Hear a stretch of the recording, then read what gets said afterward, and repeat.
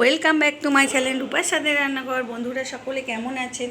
তো আজকে তো রবিবার, জানেন সকলেরই কি তো বেশিরভাগ লোকই মাংস খায়, তো চিকেন বা মটন। তো আজকে আমার মেয়ে বেশি এইসব মটন তো খায়ই না, চিকেনও ভালোবাসে না। তো খেলেও এই সলিড পিস খায়, তাই জন্য সলিড 400 গ্রাম পিস আছে, তো নিয়ে এসেছে আজকে। তো বললো কষা ঝাল ঝাল খাবে, তাই জন্য এটাকে এই চিকেনটাকে ভেজে ভেজে নিয়ে এটাকে ম্যারিনেট করা আছে 1 ঘন্টা প্রায়। এটা তেল মাখানো আছে, লেবু রস, দই, টমেটোর পেস্ট, ঝাল, গুঁড়ো লঙ্কা, চিনি, নুন অল্প করে পরিমাণ দিয়ে ভালো করে করা আছে, দেখে ম্যারিনেট করা আছে। তো এখানে আছে ভেজে নিয়ে রাখা আলু, আর এটা আছে সর্ষের তেল, এখানে আছে পেঁয়াজ কুচি, রসুন কুচি আর টমেটো পেস্ট, আদা, এখানে আছে তেজপাতা, শুকনো লঙ্কা, কাঁচা লঙ্কা আর গরম মশলা, জল আর ঝাল মশলা যা লাগবে নিয়ে নেব। তো বন্ধুরা চলুন, এই সলিড পিস ও বা আমি দুজনেই খাই, হাড় খেতে ভালোবাসি না, খেতে ইচ্ছে করে না, তাই জন্য এই দেখুন এমনি চিকেন আমরা খাই না, খুব কম খাই। তো আজকে একটুখানি আমার মেয়ে বললো খাবে, তো মেয়ের কথাই নিয়ে এসেছে। তো রান্নাটা করছি, আপনারা দেখে নিন চটচল্লি। তো চিকেনটা নিয়ে চলে এসেছি, এটা চটপট হয়ে যাবে, তার জন্য আমি গ্যাসটা অন করে দিচ্ছি। দেখুন,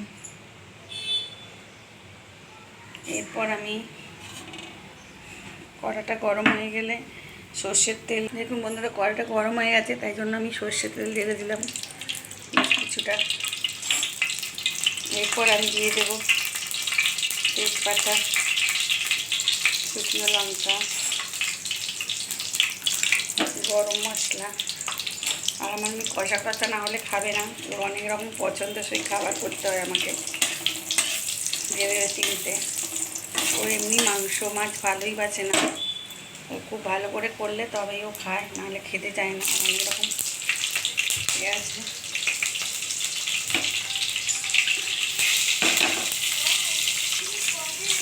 দেখুন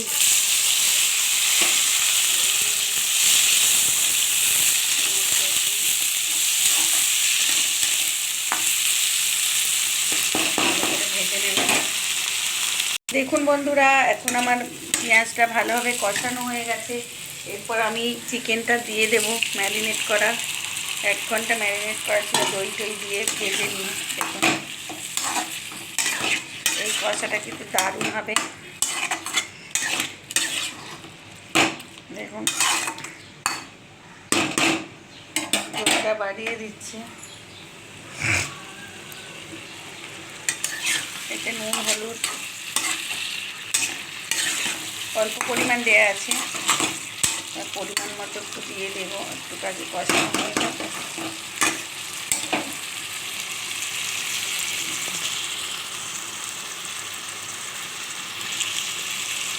দেখুন বন্ধুরা, এটা একটু ঢেকে দেবো, ঢেকে আস্তে আস্তে জোর কমিয়ে দিচ্ছি, জোর কমিয়ে দিয়ে ঢেকে ঢেকে করবো।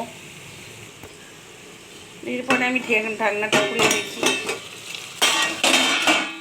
দেখুন সুন্দর কষা কষা হয়ে এসেছে।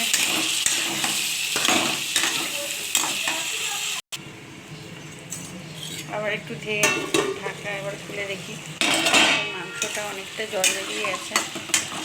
তো এটা একটু জলটা মরে গেলে কষানো কমপ্লিট, সেদ্ধও হয়ে যাবে। তো আরও একটু ঢেকে দিলাম আমি। এবার আমি আদারটা দিয়ে দিলাম,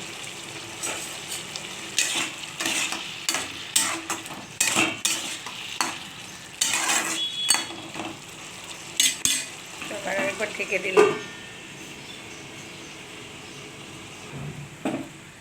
দেখুন বন্ধুরা, এবার ঢাকনাটা খুলে দেখছি, কষানোটা মোটামুটি হয়েই এসেছে আমার ভালো করে। এরপর আমি দিয়ে দেবো, অল্প অল্প পরিমাণ সব দেওয়া ছিল, তাই একটু হালকা করে চিনি দিয়ে দেবো, হালকা করে নুন দেবো, আরও একটু কালারের জন্য হলুদ দেবো, একটু জিরের গুঁড়ো দেবো,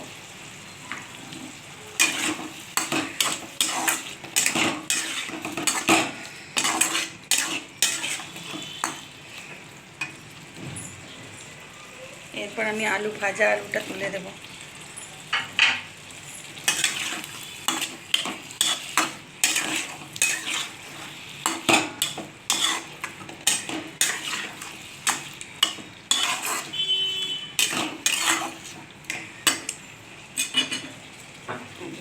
এরপর আমি এই যে ঘটিতে 1 ঘটি জল আছে এই পরিমাণ মতো এটা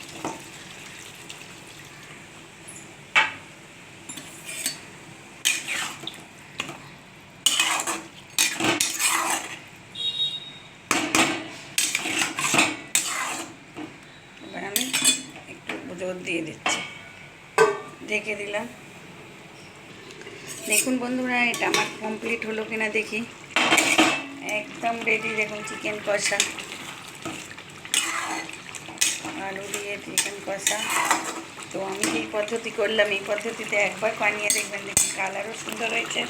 একটু জল দিয়ে দিয়েছি, দেখুন কত সুন্দর দেখতে হয়েছে, দারুণ হয়। তো এখন এবার আমি গ্যাসটা অফ করে দেবো। অফ করে দিয়ে আমি হালকা করে সর্ষের তেল ছড়িয়ে দেবো। তেলটা ওপরে হালকা করে ভাজবে, আরও সুন্দর লাগবে খেতে, গন্ধটাও ভালো লাগে। তো চলুন এবার আমি ঢেলে নেব। দেখুন বন্ধুরা আমার চিকেন কষাটা রেডি। দেখুন কত সুন্দর দেখতে হয়েছে দেখুন। তো এইভাবে যদি করি আমার মেয়ে খুব ভালো খায়, তো তাই করলাম। তো এইভাবে আপনারাও করবেন, তো ভালো লাগবে। তো একবার আমার পদ্ধতিতে করে দেখবেন। তো চিকেন তো অনেক রকমভাবেই বানানো যায়। তা আজকের মতো টাটা বন্ধুরা, ভালো থাকবেন। আবার চলে আসবো অন্য কোনো রেসিপি নিয়ে, অন্য কোনো দিনে। প্রচুর প্রচুর শেয়ার, কমেন্ট, লাইক করে দেবেন। নতুন বন্ধুরা সাবস্ক্রাইব করে রাখবেন নতুন নতুন রেসিপি পৌঁছে যাওয়ার জন্য। তো বন্ধুরা আজকের মতো টাটা।